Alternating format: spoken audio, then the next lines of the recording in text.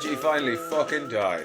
I mean, hello and welcome to Monorants the Boys, the only boys podcast that thinks Homelander has never heard the phrase God-fearing.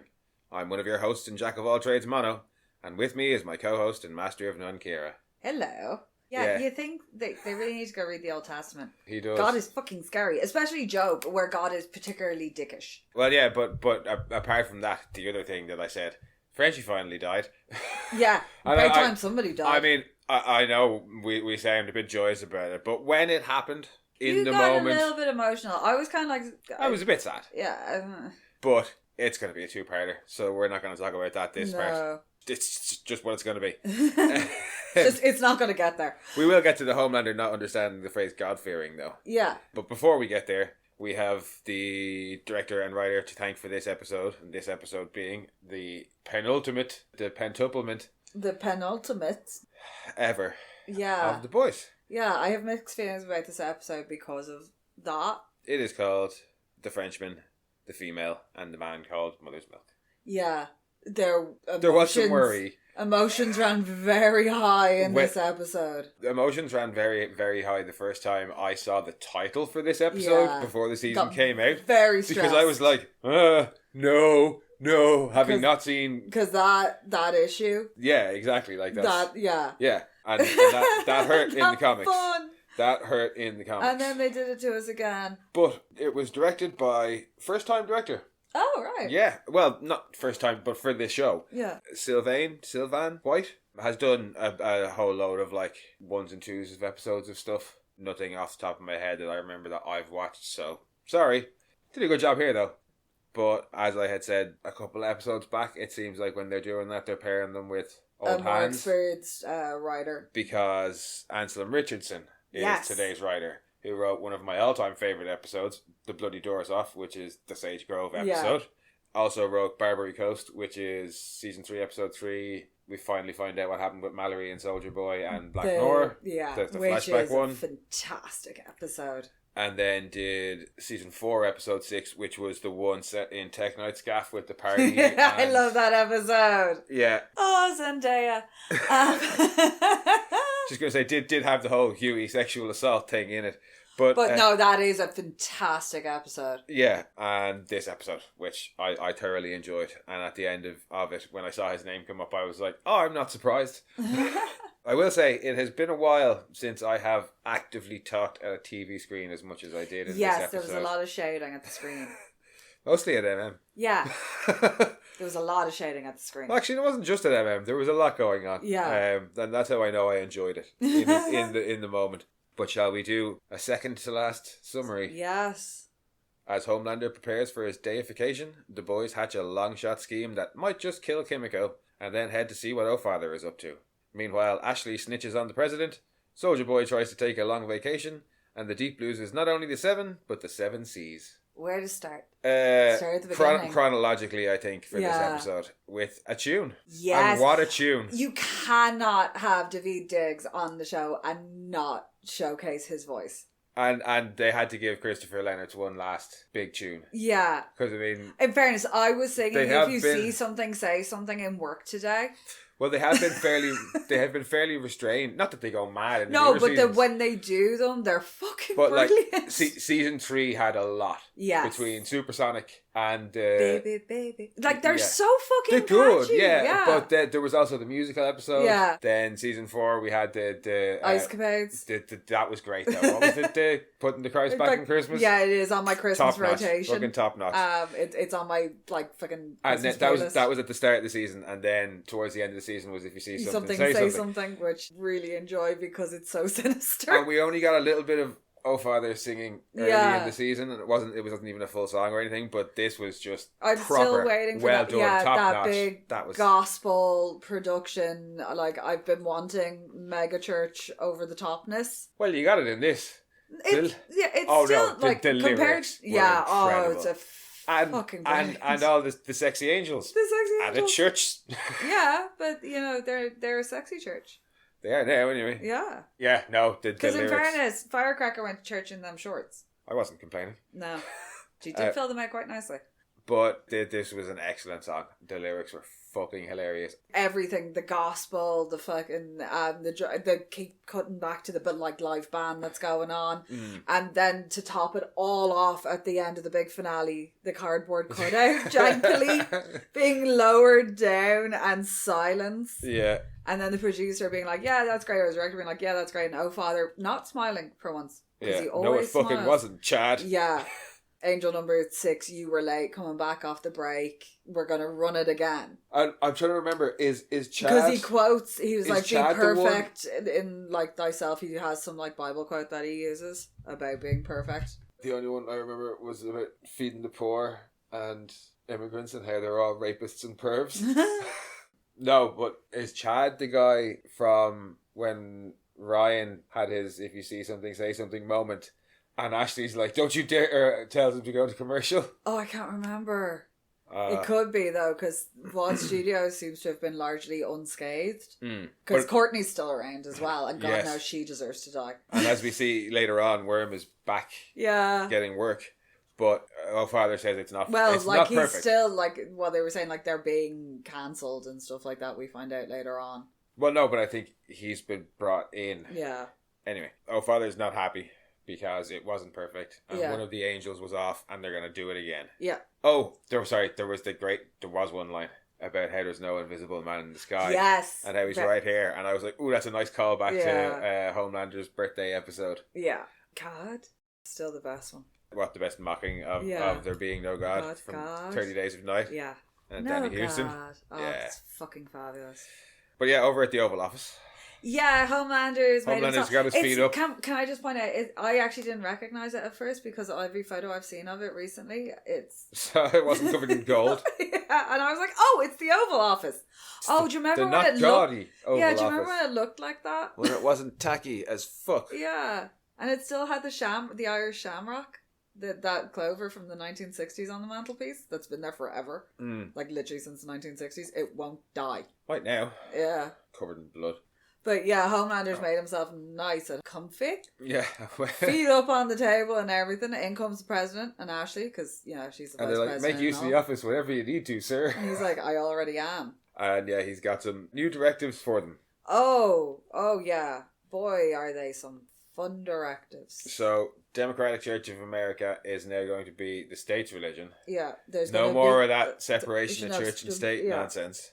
Fuck that. Yeah, the Starlighter cities, or they're going to send sanctuary cities that protected Starlighters are going to be invaded. Yeah, the military sent in. Yeah. And all mothers must breastfeed. Yeah, and he wants to ban nut milk. Yeah, nut milk. Because the greatest trick the devil ever pulled was convincing people that nut milk was milk. Yeah.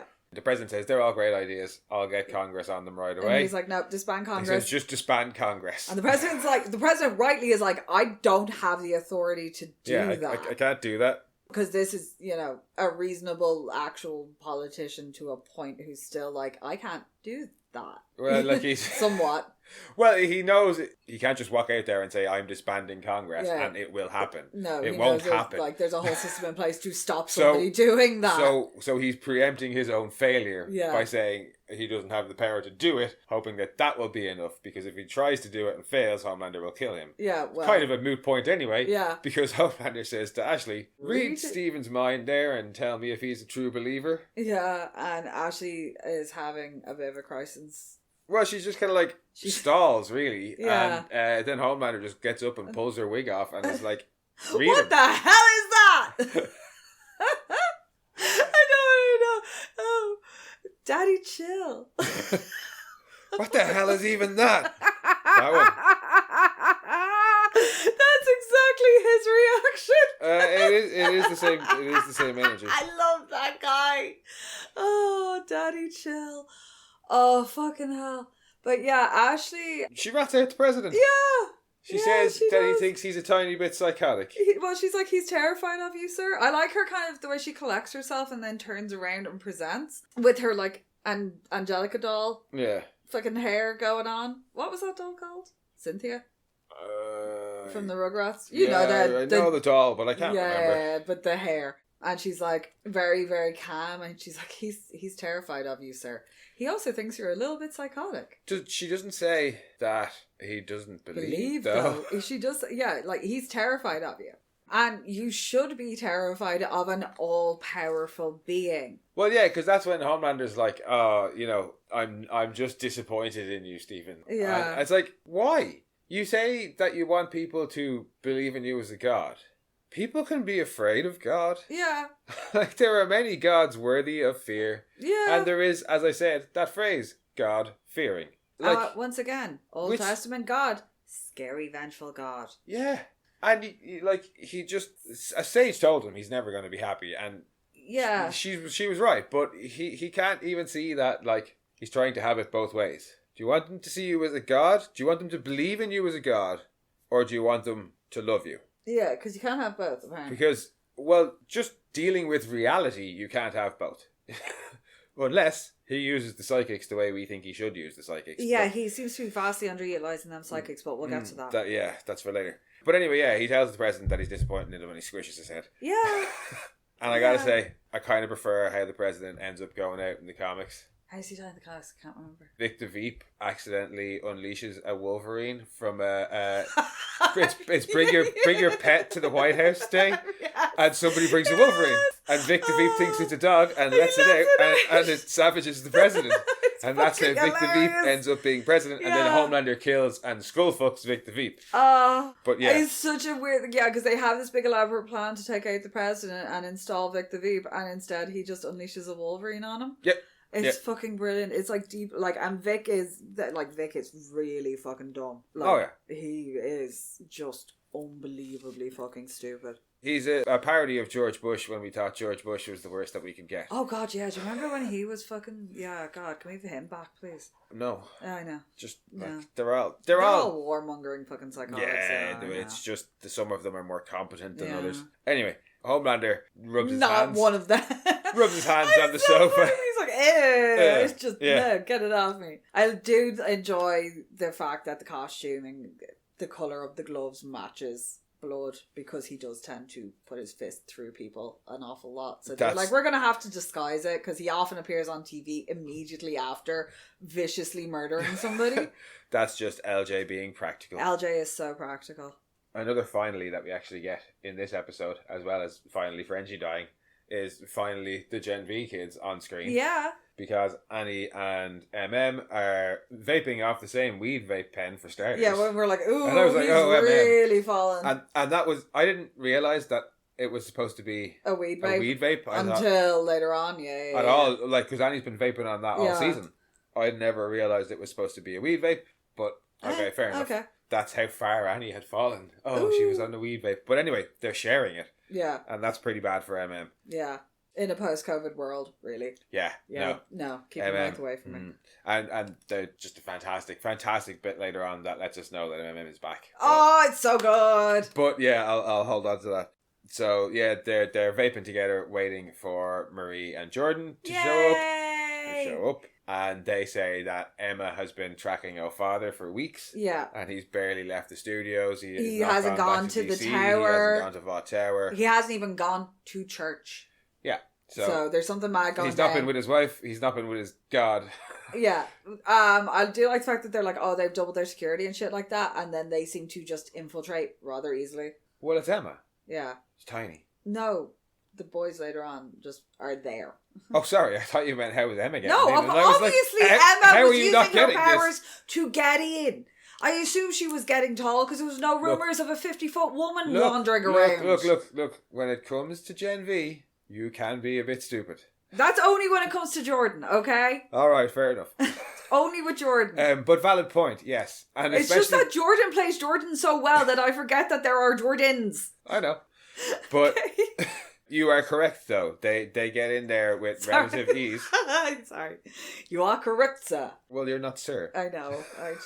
But yeah, they get in with relative ease later on, especially considering Annie says to... It's a way to blend in. Yeah, a way to blend in. He's just in the trench coat. Everybody should recognise Butcher. Yeah. Anybody to do with Vought should recognise Butcher. Yeah, but anyway... Especially in Vought Studios, because they would have made that... I'm going to bollocks you slag. Yay! Hey, even we can do season 1 callbacks. Yeah. Oh no, wait, that's a season 2 callback. Close enough. Anyway, there is a lot of season 1 callbacks in this, actually.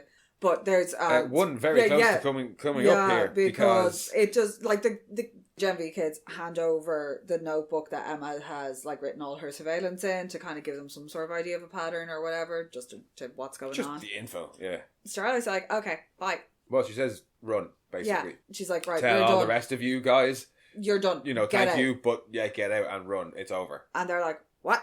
But no, like you recruited us to help us fight your fight.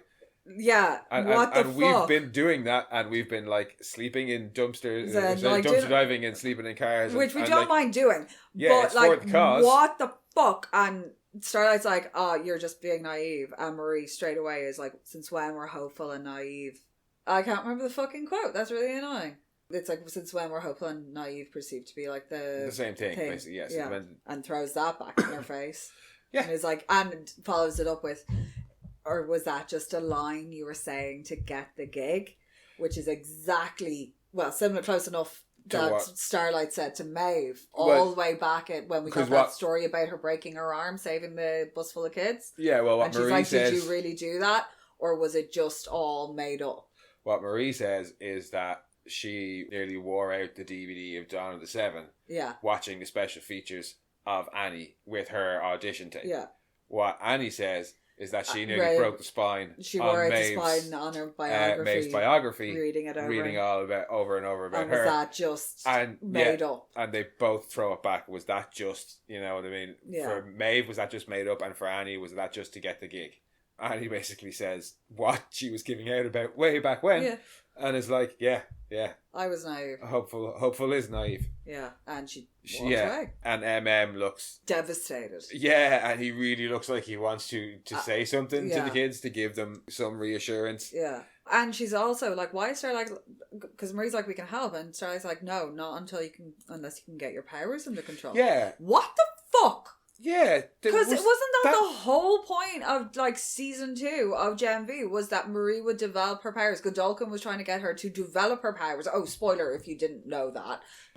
Hey, look, if you haven't watched Gen V season 2 by now, you haven't watched it at all, and you're not going to. So yeah, so you're welcome for the catch up. It's not a spoiler. Yeah, like the whole point of that was getting her to develop her powers because he was like, I can utilize you because she was the fucking Odessa. Yeah, and maybe she doesn't have full control over her powers. She had really competent control over them. Like, she had precision control and shit like that. Let's just look at what she did. No. She healed polarity. Yeah, she fucking did. Intentionally. She brought her fucking sister back from the dead. That, I would argue, was maybe like a trauma thing, you know, like mothers picking up cars to save their babies kind of thing. But healing polarity? Yeah. That was purely intentional. Uh-huh. Healing Kate? Intentional. And fixing her powers? Yeah. Purely intentional. Even in the very first episode of Gen V, when the girl gets sliced in the neck. Yeah. She speeds her heart back up. Well, that's the very first hint of it. But like in terms of her having leveled up, like and she's being always in had control of her, quite exceptional control of her powers. And no, but in terms of what says there about how she's supposed to be the same level as Homelander. Yeah. And then she's like, "Oh, I'm not as awesome as expectations have led you to believe." Well, in fairness, she can pick people. Like, we saw her pick people up and throw them around and stuff like that. She does have. That's what I'm saying. By the end of the season, she had healed 2 people, one of a genetic disorder, and one healed her to fix her superpowers. And then she healed him, didn't she? She healed Godolphin as well, of all his crispiness, and that did take a lot out of her because he was so damaged. And then she also was able to, like, you know, lift all the people up at once. Yeah. And yeah, maybe she doesn't have full control of her powers in the same way that Godolphin did when he took control of her. Yeah. But she's still pretty damn powerful. Yeah. Like, I feel like, Starlight's doing her dirty there. And she's good in a fight. We've seen her. Both of them are. Yeah. And like, Sam. Jordan's an asset. In and out. They like, are. Jordan, like, yeah. But yeah. In fairness, Black Hole is useful when you need to get a lot of people into somewhere. Yep. But there in the moment, Annie is still in giving up mode. Yeah. But yeah, that pissed me off. I was like, hang on, what happened? Yeah. What? You, like, because you recruited her at the end of it, so because Jordan does kind of look at her and has this look of, So maybe something has happened. I fear we may never get an answer. Yeah. Because when this was filmed, Gen V season 3 was hadn't been officially still cancelled. Yeah, still there was a question mark around it, so that might have been left open for that. And I fear that might just be something that we'll never get an answer to. They might not even show up the next episode. Yeah. Who knows? I'm kind of hoping there will be a big brawl and that we'll get to see them in, especially considering that there's not going to be a season 3. Yeah. And they've featured so little in this. Yeah. Yeah, because Sam and a brawl, great fun. Yeah. Jordan. Yeah. Yeah. Emma, get big. Yeah. I want to see Big Emma pick up people. Back at the elementary school that is their base. Yes. Huey is listening to Billy Joel. Not surprisingly. But through the headphones and the Billy Joel, he can still hear Kimiko screaming. Oh, Jesus Christ. And he's like, what the fuck? So he books it out to the source of the screaming, which apparently is a big lead room that they've liberated from Fort Harmony. Yeah, I think that... This is the plan B. Yeah, that... He's so funny when he's like, and you told us to fuck off. And Butcher looks so proud of himself. He's like, yeah. Oh, when he says Huey. Because he's like, what the fuck is going on? Yeah. And like, they're exposing Kimiko to uranium and they seem to be doing it in some... They're trying to do something. And they stop it, and he's like, what the fuck is going on? Yeah. Butcher explains that they're basically going to try and give her... They're trying to replicate what the Russians did to Soldier Boy. Yeah. They have their research. They went and liberated most of the uranium room. It looks like, they just took it apart bit by bit and transported it back. We saw a big trolley full of shit in the last episode where MM was like... Also, fun sidebar, goggles. What, Frenchie in his goggles? Well, Butcher's also wearing a pair, and it looks really funny. But yeah, they're like, what the fuck? But when he's like, this is your plan B. Butcher looks so proud of himself. He just goes, yeah. Yeah. No, it's not that this is your plan B. It's like when I asked you what were you doing and you said, fuck off, cunt. This is what you were doing. Yeah. But they explain what they're doing as Annie and MM arrive, and MM is like, that is fucking insane. Yeah, and he's like, it was decades. You're trying to replicate decades of research in weeks, days, and basically turns into French. He's like, you're letting him do this to her. Yeah. And Kimiko then is like, no. I want to do this. I want to do this because she has the ability to rapidly heal, so they can do it. Presumably with Soldier Boy, they had to leave longer time in between because I don't think he has like super rapid healing. He does have V1 though. Does that let them heal faster? I'd say it just gives like them they all do seem to have an accelerated level. No, I'd of say healing. No, I'd say they can withstand it for longer. Because look at I know Homelander didn't have V1 when he was in that room, but Homelander is levels above Kimiko in terms of strength and endurance. Homelander was able to withstand that for ages. Yeah, and punch his way out. And then eventually punch his way out. So like, Soldier Boy could have been dosed for hours at a time. Kimiko can only be dosed for what looks like seconds to minutes at a time. Yeah. So it's that. Also, I feel like they weren't taking into account all the exposure that he had gotten in Fort Harmony the first time round. Before the Russians got their hands on him. That's a very good point. And also, he had V1, Kimiko has Compound V. We know this because it was liberated from Vought by Annie to restore her powers. Are they going to do the same thing? She'd V the same. Yeah, we don't know that it worked. By the end of the episode, we know that... Something. Well, no. Maybe? If it's going to work at all, it might have worked. Yeah. At the minute, she's just not dead. We don't know whether or not she actually has the power. We don't know if it worked, but it was like this was their last chance to make it work. These are because they've already seen how V1 has fucked up the virus, which apparently is just out the window, never to be mentioned ever again. Yeah. Slightly annoying. But, that's the thing that's why I'm like, oh, why are you getting, the Soldier Boy has V1, you know this because the virus didn't fucking kill him. So what was done to him may not necessarily be feasible for somebody who doesn't have that compound. I'm 100% with you. I'm just saying, by the end of the episode, we don't know they whether should have thought of this. Or I wanted it addressed in some There's way. a lot of things that Sage should have thought of, it seems. But they start talking then about Father's plan, and they want to find out what he's up to. Yeah. Well, Butcher wants to find out what he's up to. Yeah, and I love the simplicity of Butcher's plans are always get in, find him, nab the cunt. Yeah, get him, grab him, and turn him for the next guy up the chain, which in this case is find out where Homelander is so we can go with Kimiko and try her new blast powers. Yeah. But Huey's like, well, no, it's over. Yeah, that's it. We lost. We've lost. We're not going anywhere. Lost. Like, because he does have a little. It's time for another season 1 reference with NL Spice Girls. Oh, pep talk. What a Spice Girls pep talk! It's a pretty convincing one. Spice. I'd say it's nearly better than the original one. Yeah, no, I just love his description of Posh Spice. This kind of contradicts his original one, which was on their own, they're shite. Yeah. But together, they're the fucking Spice Girls. Yeah. And now he's saying the worst of the bunch is the best of was them. Fucking awesome on her own. Yeah, actually went on to be like the most successful. But I suppose, in a sense, isn't that Butcher? He'll just say whatever he needs to say. I took it more as like Huey is Posh Spice. In the beginning, he was shit, and now he's really successful. That's how I took it.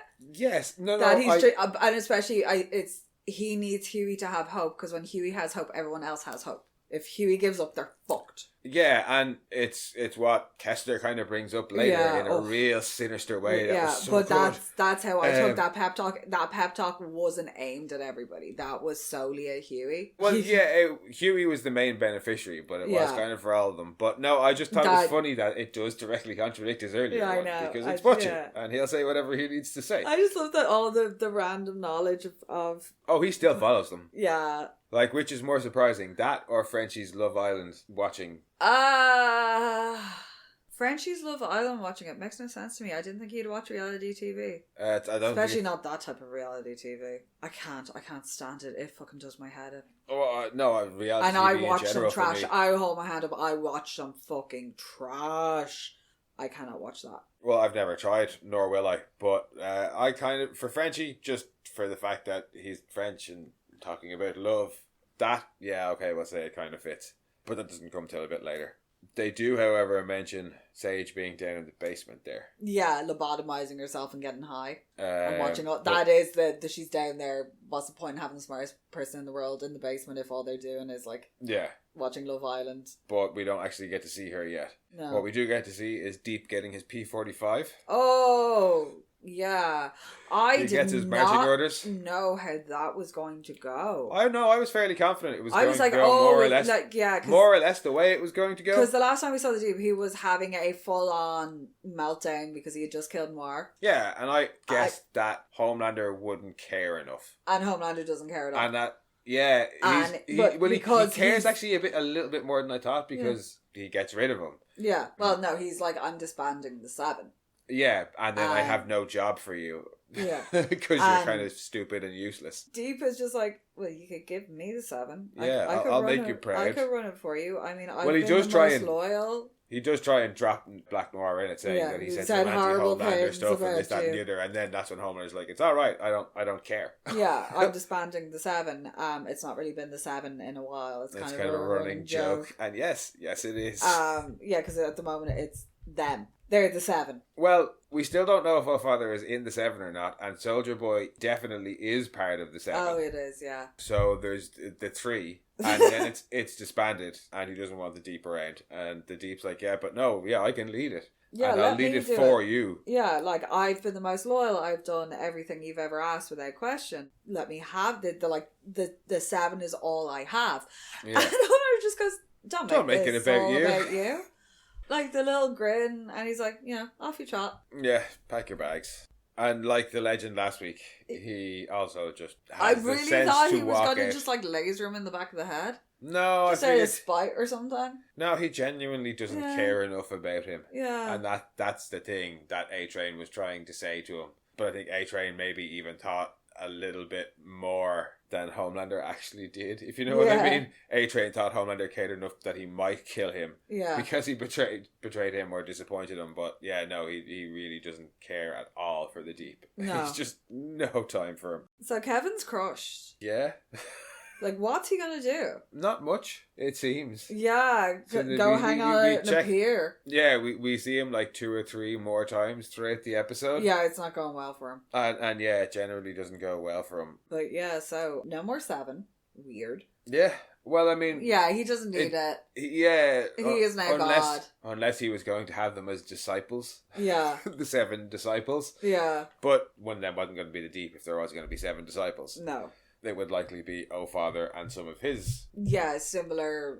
Yeah. Which is where the guys are, surprisingly easily, as you pointed out. Yeah, they've managed to get into Vault Studios. They're painting out all the murals of the Seven with just Homelander's face. It's very Soviet Russia. Especially the pose. It's that, like, upward looking... I really like the statue that was behind the Deep. Yes. In what was the Seven room. Yeah, which is now the Homelander room. Yeah, it was very, like, Mesopotamian looking. It really reminded me of Alien vs. Predator, all the artwork in the pyramid. Yeah. It had that same kind of buzz. Yeah. But the boys decide to split up, and MM and Annie are going to stick together, and Huey and Butcher are going to head off together, and whoever sees Oh Father first is to contact each other.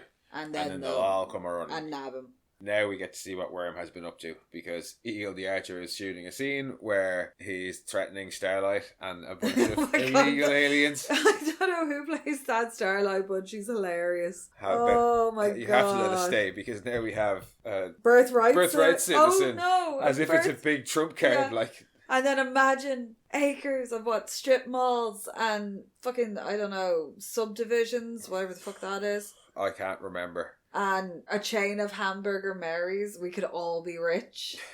That's what you liberal elites will never understand. Or your New Manhattan, York City. Yeah, your New York elites. Okay, she's from Ohio, but anyway. Yeah, they just want freedom. And then twang, hold for CGI. It's, you forgot to say, illegal rapist. Yeah, immigrants. that we see Worm is the one who's like directing directing, yeah. And yeah, he says that no, you forgot the line about how it's like end times for you illegal transgender rapists. Just getting every single buzzword in there. And Eagle the Archer is American like Eagle how is number 4 on VOT Plus. Why the fuck am I getting cancelled? Yeah, and why is it this red state bumper sticker bullshit? Yeah, and he's like, it was written by the Taylor Sheridan AI, and that thing does not take notes.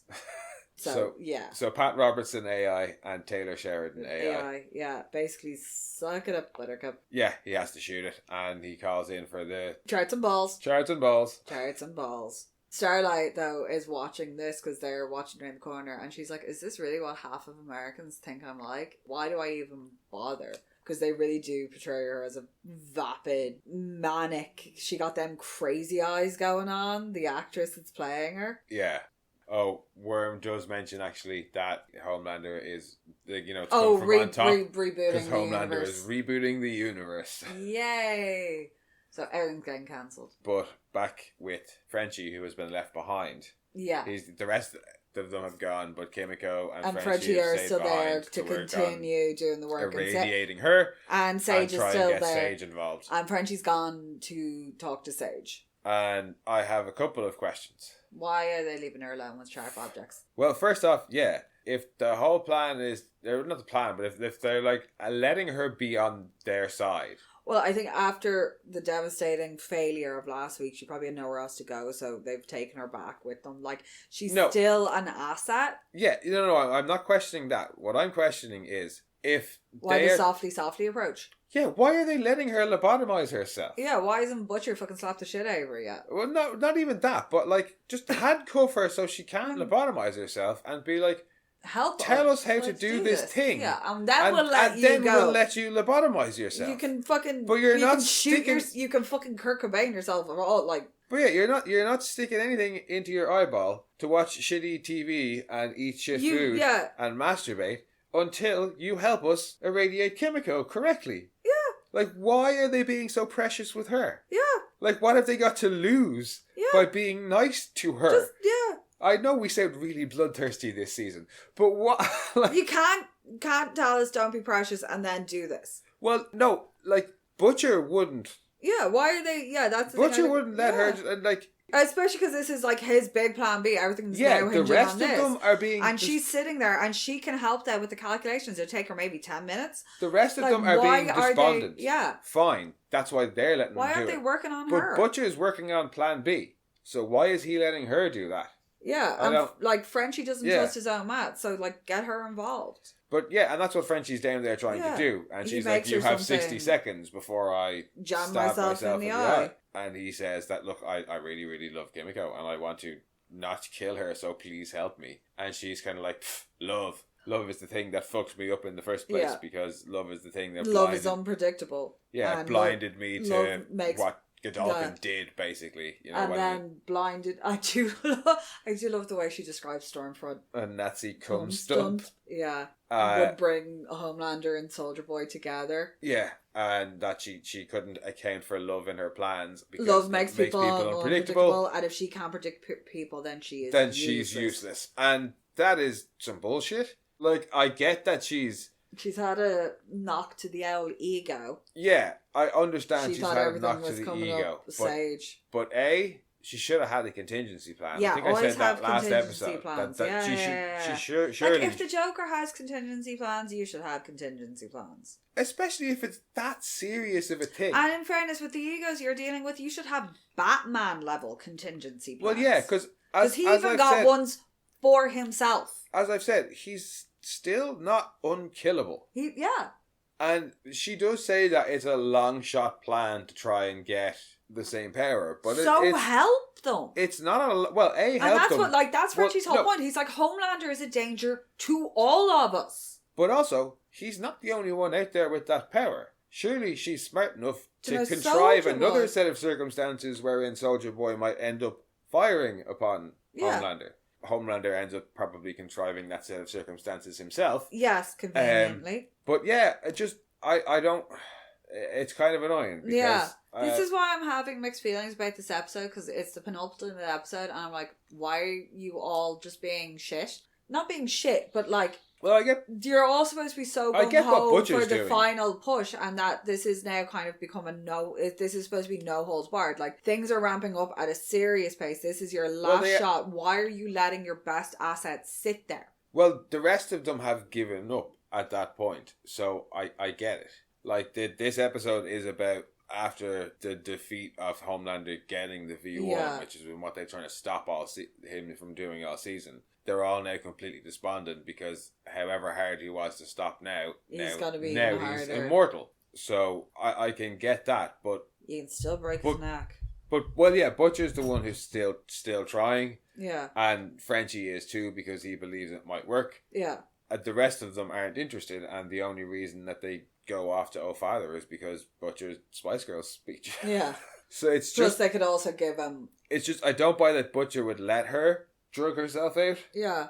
And I don't buy that she wouldn't have had a contingency plan. Yeah. And she really should get, like... slapped around a bit and she should have been working on clap yourself on. Yeah, like, if her contingency plan was to show them that video, it was shit. Did she think that was going to be like a last grasp? Well, that's what she's saying there. That was the thing that fucked her up, because she thought that would separate them. Yeah. But I'm saying she should have a contingency plan for him getting the V1. Yeah. What if he gets it? What do I do then? Surely it's not just give up. Well, apparently it is just give up. But yeah, she doesn't end up helping him at all. She stabs herself in the eye. Yeah. It's disgusting. And yeah, poor Al Frenchie is just going to have to try and attempt to do it on his own for the minute. Yeah, and it doesn't help that she's like, if you get off by even just one ram, she'll be dead quicker than Epstein between shift changes. Yeah. But speaking of Butcher and his plans, him and Huey are the first to spot Father. Oh yeah, they're watching another run through, and they're like, Jesus Christ. And Huey's right. He's like, trust Homelander to make his big debut as God with a song and dance. Like, what was it? Hitler on the outside, Fosse on the inside.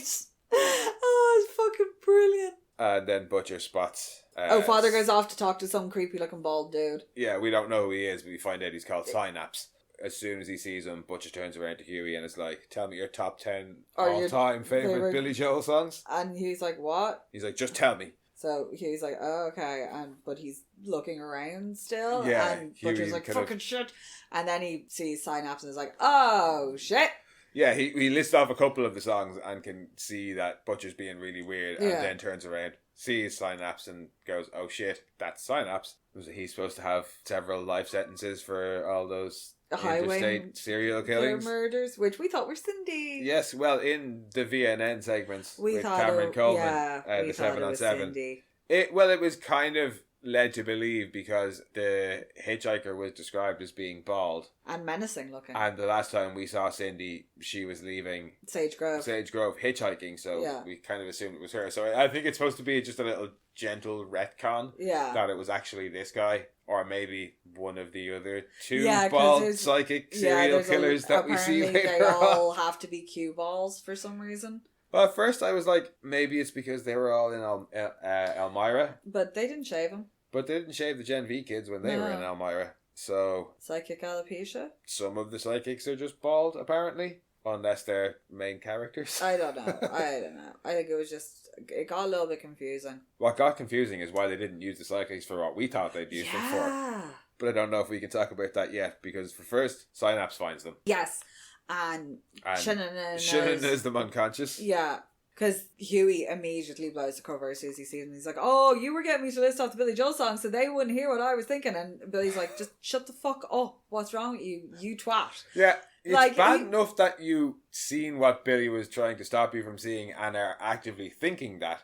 Much less saying it out loud. Yeah. And like it's as they're trying to leave and they're walking through all these like crates from like equipment and shit like that, and Synapse is just like, hello, bye bye. I like his t-shirt. What's it say? I can't remember. Two-seater. Oh yeah. With the arrow up and the arrow down. No. Deals with it much better when he first sees him. Yeah. Because following that, the other two are outside having a sneak around, and they've been watching this scene and they've come across a crowd of people gathered outside the studio, and Father is walking over to them with Mr. Creepy Synapse guy. Yeah. And Father is like, hit that vape. Yeah, and drags her off around the corner, is like, hit that vape. And she's hit like, it no. hard. And that's when we realised it was a weed vape. Yeah, because he said weed fuzzes your brain and makes psychics. It makes it hard for psychics to read you. It's the only kind of defence that they have against the psychics. And he's like, oh shit, that's Synapse and Father, we should call the other guys. Yeah, and he's like, no, not yet. No. Well, I think it's just because if they are actively thinking about doing the thing, and he will cop onto that like he did with Huey. So they just for the minute are like, just chill. And then Synapse runs off. Yeah, Father gives him a nod and off he goes, which is presumably to sort out Huey and Butcher. Yeah.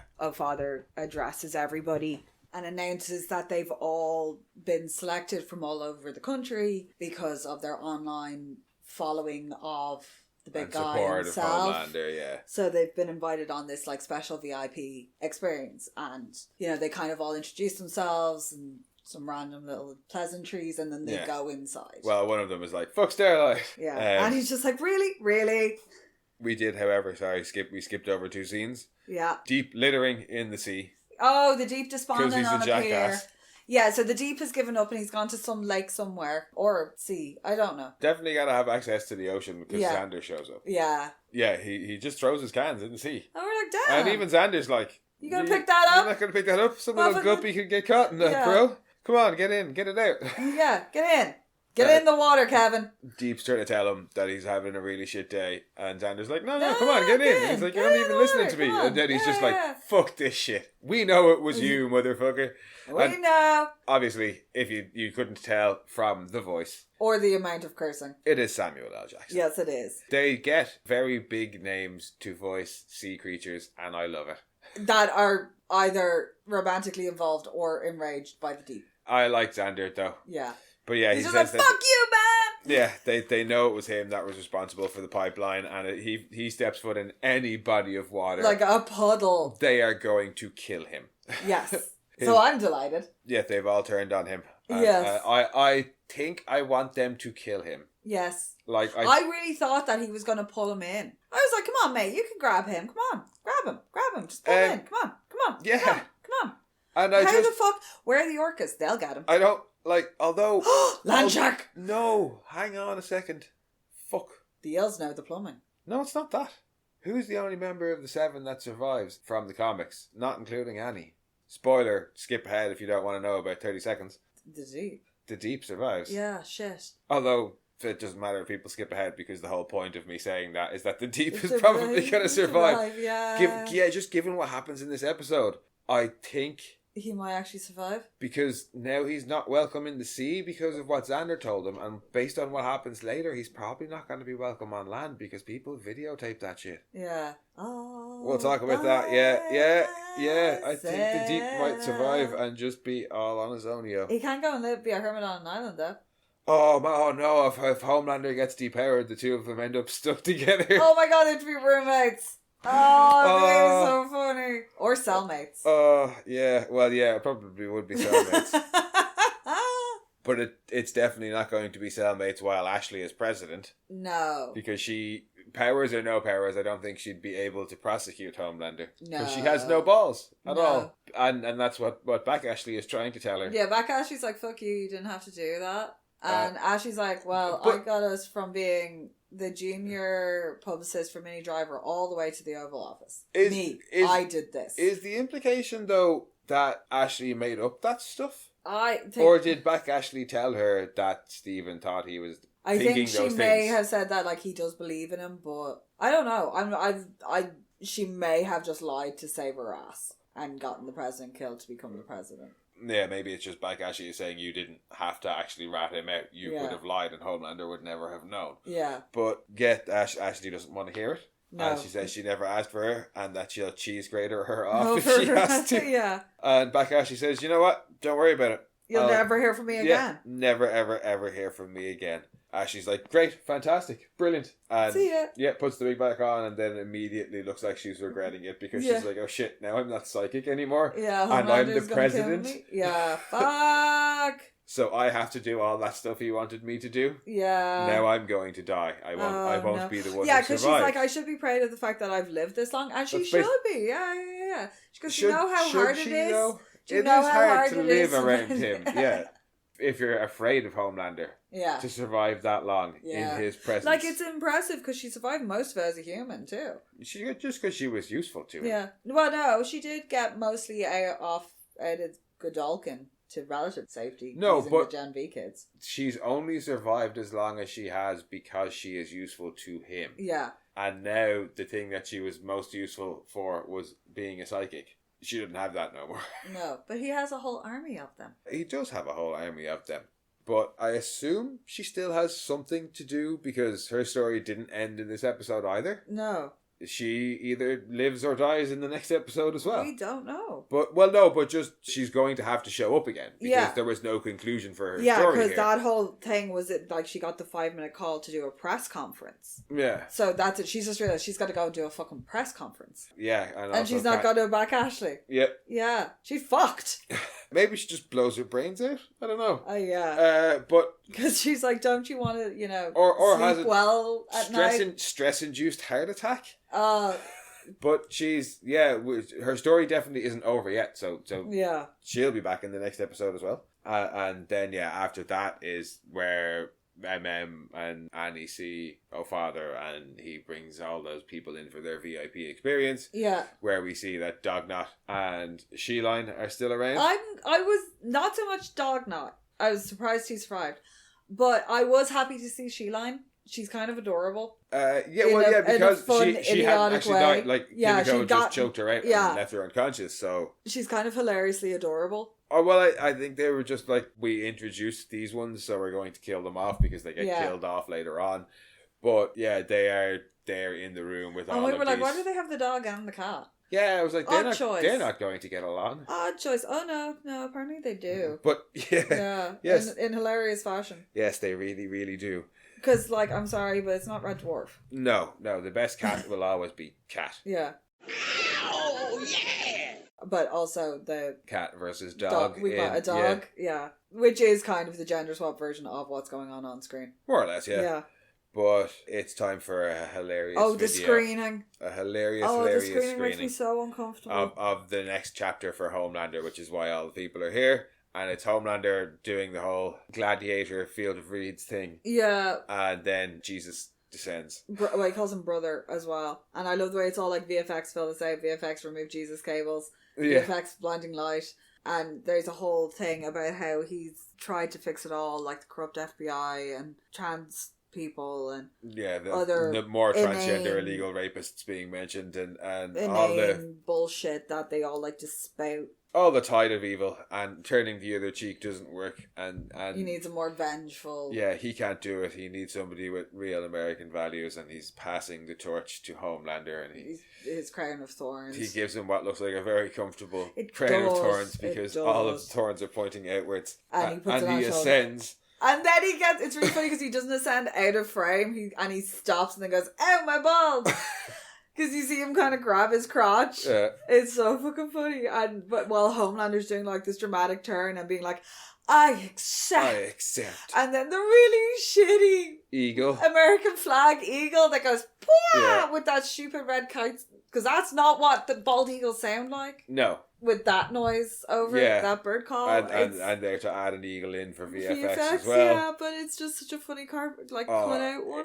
The whole thing. But the reception, funny. Like, Father turns around at one point to kind of gauge the audience. A few times you can kind of see the audience's reactions. He's like, he knows. He's like, oh shit. And he kind of turns back around and hunches down a little bit. But as they're watching this and it's cutting back and forth to the audience who are like visibly uncomfortable. Yeah. The psychics are going up and down and you can see they're reading everybody, and Annie and are watching from the projector booth and they're like, what the fuck is going on? Because they've identified these two psychics. Yeah, it's and they're both Grey Matter and Psych KO, I think. Yeah. Is what he calls them. And they were both wanted for like, they were both serving multiple or consecutive life sentences at Elmira as well. And that's when Annie's like, oh, they were on the big psychic wall in the church. And Emma's like, what? Because apparently they forgot to tell him about all the pictures of all the psychics that we were like, oh, he's amassing a psychic army. And I thought this was where the brainwashing was going to commence. Yeah, well... Because to me, if you've got that many psychics at hand, the easiest thing to do is just mass conversions. Well, they still could have done it at this point. Because you can just convert people because this was like a group of 30 that were taken from all around the country. So you can convert them, send them out. Well, that's what I was thinking. It was like, we're getting them to watch the video. You have the psychics in the room to gauge who believes and who actually doesn't. And then whoever doesn't... stays for re-notification. Yeah. You make them believe because you've got psychics there. You've got psychics there. You can change it. No, I know. And even like Father later on being like, I could convert them. Yeah, I'll grant you that there are different types of powers among the psychics. But some of them seem to be fairly fucking good. And that, maybe some of them aren't the type of psychics like Kate where they can convince people to do things. But that Synapse guy seems pretty fucking powerful. I'm sure he could do that. Yeah. Of all the psychics that they had on the board, there's probably somebody there who can plant a suggestion. Somebody there can plant a suggestion. Or failing that, yes, Father can convert them. Yeah. It's going to be a hell of a lot easier when you've got psychics there to tell you who's lying to you and not. And when you can make people see things like we see one of them doing. Yeah, Synapse does that. Yeah. That's what I'm saying. So you can actually have them have their own like conversion event, epiphany in their own heads. Kind of like, I love the X thing that happens to Bender when he gets I love the new X1 robot. Yeah! Back to the 1X robots! I love those magnificent 1X robots! You could literally do that to them with some of these psychics. You could have them go through something and have Homelander save them and be their Lord and Savior. And you don't even have to do anything. They can just all see it in their heads. Yeah. I really want to know if that would work on me. Did not just kill them all. But that doesn't happen yet. But I thought that, I was like, that's what they're going to do with the psychics. It's going to be... That's what we thought they were going to do. It's like, Riddler did that. Like, come on. But not that. Why didn't Annie or Huey tell them? That they had a big old wall. Was like, I don't know. Like, I get that when they do you not think that was important, by the way? He's got photos of every fucking psychic. When they got back from the meeting. Yeah. We fucked up. Yeah, we didn't get to plant the virus because we encountered our father. And the guys would have said, it doesn't matter because Homelander got the V1. Yeah. Surely then, and the planting of the virus might not be relevant. And then you have Sage filling them in on his whole plan to become God. Also, Sage knows what's going on. Why isn't she telling them anything? But Why didn't they ask Sage why he's amassing all the psychics? Surely she would know. No, well, she might not because they were starting to keep things from her. But And she could in reasonably regards, figure out. Well, yeah, but she has to know that he's gathering psychics, and Yeah. I'm saying he might not have told. But that her would have been the about first that. thing. Like they gone back and been like, "Why has he got all the psychics?" Yeah, that's what I'm saying. That's That's what I'm saying. That why didn't Annie or Huey say to them, okay, fair enough, that the other guys did have bigger news, which was Homelander has the V1, but you still have relevant news. Yeah. Tell them that. Don't wait until you see the psychics to go, oh yeah. Well, it turns out it doesn't matter what we thought they were for. Yes. But before we find out what they're actually for, Soulja Boy does want to go on vacation. Yeah. Especially when he sees Homeland. Yeah, Homelander is looking at this little model-y thing that he's got, and it's him. It's like, we were like, is he going to redo Mount Rushmore? It's him from the waist up, basically. Like with his arms. The hands on No, hips. Pose. no, they're out. Oh, yeah, he just They're has the mouth embracing. spread, yeah. And they're calling it the Mount, and it's where the angel ascended. It's where they're telling everybody that he had the vision of the angel. He was deified, yeah. And Soulja Boy's like, okay. And he's like, this is Homeland, you know, it's going to... It's how I'm showing the masses my love for them, basically. And over here in this area, we're calling this Soulja Boy Father of God. Yeah. And it's going to have all the fastest rides, and every night there's going to be a ticker tape parade in honor of you. Yeah. And Soulja Boy's like, great. I'm going to go to Bogota. Yeah, I'm going to fucking sniff my way around the Banana Republics. Sounds like a plan. Can I come? Yeah, you'd want it in Homelander's America anyway. Yeah, I'm fucking off to a Banana Republic. Like at this Homelander's point. like, I can get you hookers and cocaine. Yeah, like, it's really funny because it's like old prostitutes. Yeah, well, he knows what he likes. Yeah. Yeah, he's like, I can get that for you. You don't have to go away. And he's like, well, he asks him for how long. Yeah. And Soulja Boy says, well, I'm going to go down there and come back. Never. Because he's like, I don't want any of this. Homelander tries to convince him to stay because he's like, I can get you hookers and cocaine if that's all you're going for. Then he's like, but I got you. I got LJ to design you a new super suit. I got you a Michelin star chef and I got you this, and you like basically I got you all these things and you don't use them. It's like I got you a Michelin star chef and all you do is order chili and meatloaf. Yeah. And it was like I even got LJ to design you a new super suit, and he's like, ugh, mind you, it is hideous. And I was just like, what? And Soulja Boy's like, I don't want that. I don't want any of this. Yeah. He was like, look, I gave you the V1 for Clara. Yeah, he said this was Homelander never going to questions be. It. He's like, why did you like choose me then to goes, elevate me? This like, is all because of you. Yeah, he's like, I didn't. I only did it because it's what Clara would have wanted. This was never going to be a throwing the ball around kind of relationship. Playing catch, repairing the old Impala. Yeah, kind of relationship. Bye. Basically, yeah. He's like, I'm trying to leave, and he's like, oh well, when will you be back? And he's like, oh. Well, the when will you be back comes way earlier in the conversation. That's where it all kind of leads up to that about, it was never going to be about catch. I only gave it to you because it's what Clara would have wanted. And would it help if I said it's not me? It's not you, it's me. And Homelander like walks away from him. Tries to tell him that he's not a god as well, actually. He's like, and you're not a god. Yeah, you just had a wet dream about a big-titted lady, and if that's what it takes to be a god, then I'm a god every night. Yeah, and Homelander's like, I am a god. And Soulja Boy steps towards him, and Homelander backs up. It's like, look, but you can be afraid of God, but God shouldn't be afraid. But you can see it's one of the few times where the size difference between them is apparent. Like, Soulja Boy's a big, beefy fucking chunk of human, even without the costume padding. Like, he's a bit, like, Homelander is kind of scrawny. It is all suit. He's never had to be strong. Well, he's never had to work out because he doesn't need to. Like, but and you can see him every night being like, shit, you can hurt me. Also, he's got the titty blast thing, which we now works on V1. Yeah, well, we've seen with Bombsite last week. Yeah. When he goes to leave, he's like, fine, I'm sorry, you can son. Go. Yeah. And Homelander's face, so many reactions. Yeah, he turns around and chokes him out. And then says, I love you, makes a concerning groaning noise. And we were like, what the fuck? We were like, he's going to go back in the tube, He's going to put him in the tube. And then he's going to get broken out of the tube by somebody. And I reckon it's going to be the Deep. Deep's probably the only person who could because he'll get back in. But when he inevitably comes he's out of gonna the be tube, so angry. he's going to be angry with Homelander again. And then he might actually kill him. That Or hurt him. Titty blast him. he probably will. Like, that will be how he gets depowered. He'll probably titty blast him and then rip his head off. Imagine if he got him by the upper and lower jaw and just ripped his jaw off. Sorry.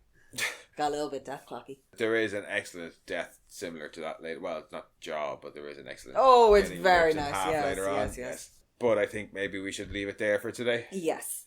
And talk all the rest of the episode in the next rant. But as ever, guys, thank you for joining us. And in the meantime, if you want, you can head back and listen to our previous episodes or check out our other podcasts, Monorants at the Movies or Death Rants and Metalocalypse podcast. Or you can come and chat with us on BlueSky at Monorants, on Twitter at rantsmono, on Instagram at monorants_the_boys. Or you can send your own rants to monorantspodcast@gmail.com. And we'll be back in a couple of days. Bye-bye.